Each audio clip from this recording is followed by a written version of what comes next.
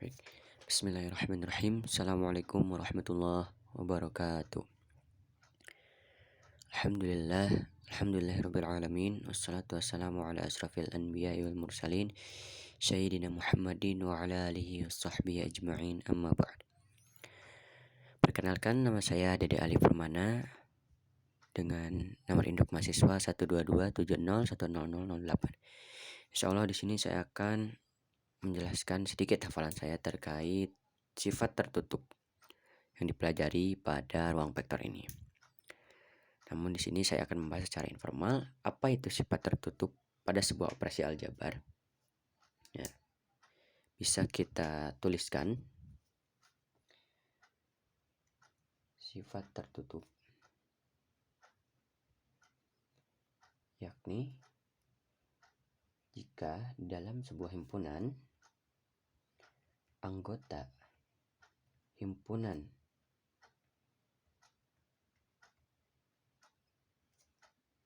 di himpunan tersebut dioperasikan, maka hasilnya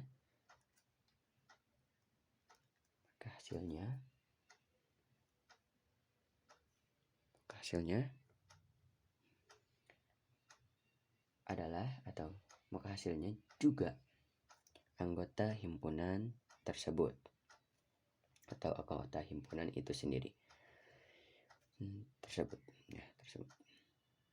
Baik. Apa saja contohnya ya? Baik, contoh yang pertama, misal ada himpunan bilangan genap. Kita coba pada penjumlahan untuk bilangan genap. Kita tahu bahwa bilangan genap dimulai dari 2, 4, 6, 8 dan seterusnya. Nah, kita ambil sembarang, semisal kita ambil 4 dan 6, kita jumlahkan, hasilnya sama dengan 10. Kita tahu bahwa 4 adalah anggota bilangan genap. 6 juga anggota bilangan genap. Lalu 10 pun anggota bilangan genap. Maka terbukti bahwa ini adalah bersifat tertutup, karena tidak ada lagi atau tidak ada bukti yang membuktikan bahwa jika dua bilangan genap dijumlahkan hasilnya bukan genap. Mau berapapun itu, 6 ditambah 8, 10 tambah 20, maka hasilnya akan genap. Baik, contoh berikutnya. Contoh 2. Tadi contoh pertama. Contoh kedua, sifat tertutup adalah untuk bilangan bulat. Baik. Penjumlahan untuk bilangan bulat.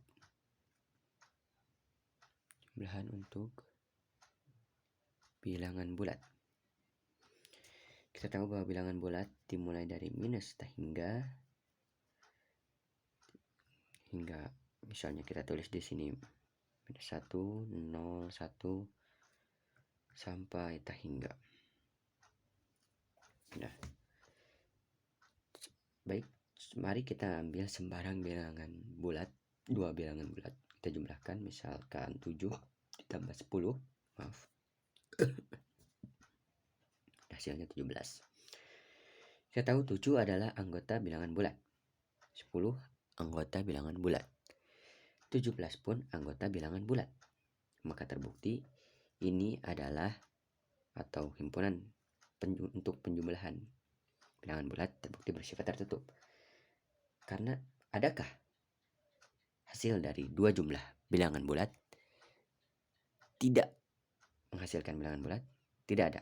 Maka terbukti bahwa ini bersifat tertutup. Lalu bagaimana untuk yang tidak bersifat tertutup? Baik. Jadi tadi ini terbukti bersifat tertutup keduanya. bersifat tertutup. Ini pun bersifat tertutup.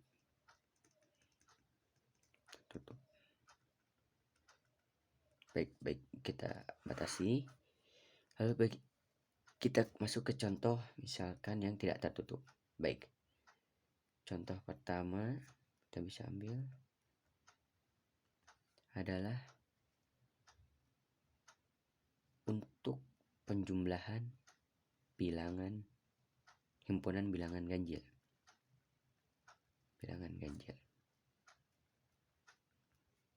Kita tahu bilangan ganjil mulai dari 1, 3, 5, 7 dan seterusnya. Nah, maka apa? Penjumlahan untuk bilangan ganjil tidak bersifat tertutup. Bisa kita ambil sembarang nilai dari himpunan bilangan ganjil. Semisal kita ambil mudah saja 1 lalu dijumlahkan dengan 3. Kita tahu hasilnya adalah 4. Nah, kita tahu bahwa 1 adalah angka bilangan ganjil.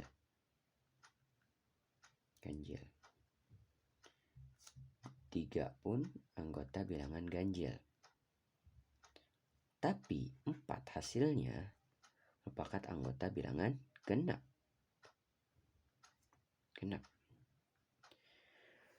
Satu pun bukti yang bisa ataupun satu bukti yang tidak memuat atau yang membuktikan bahwa ini tidak bersifat tertutup atau satu kesalahan, maka gagal sudah. Sehingga untuk penjumlahan bilangan ganjil maka tidak bersifat tertutup. Karena hasil dari bilangan ganjil penjumlahan untuk bilangan ganjil hasilnya genap, dan ini membuktikan bahwa ini tidak bersifat tertutup. Baik, ke contoh yang berikutnya. Contoh kedua. Misalkan untuk contoh kedua, untuk pembagian pembagian untuk bilangan bulat. Nah, tadi kita tahu bilangan bulat seperti yang di atas, ada dari minus tak hingga sampai tak hingga. Yang ini kita coba sekarang untuk pembagian bilangan bulat. Kenapa tidak bersifat tertutup? Misal kita ambil sembarang 10 dibagi 2 hasilnya 5. Oh, ini kan bulat. Ya, memang ini bulat karena 10 anggota bilangan bulat, 2 anggota bilangan bulat, dan 5 pun hasilnya anggota bilangan bulat. Ini bukti benar. Namun, bagaimana jika 10 kita bagi dengan 3? Hasilnya berapa? 3,333 sekian. Atau sama dengan 3 kali 1/3. Ini bilangan desimal atau bilangan rasional. Sehingga ini membuktikan bahwa pembagian untuk bilangan bulat tidak bersifat tertutup. Ada satu bukti saja yang membuktikan itu tidak tepat untuk membuktikan suatu sifat tertutup, maka itu tidak bisa disebut sifat tertutup. Sehingga pembagian untuk bilangan bulat atau himpunan bilangan bulat tidak bersifat tertutup. Nah, jadi itulah demikian video tentang sifat tertutup yang bisa saya sampaikan. Mohon maaf bila masih banyak kesalahan karena saya sendiri masih dalam proses belajar.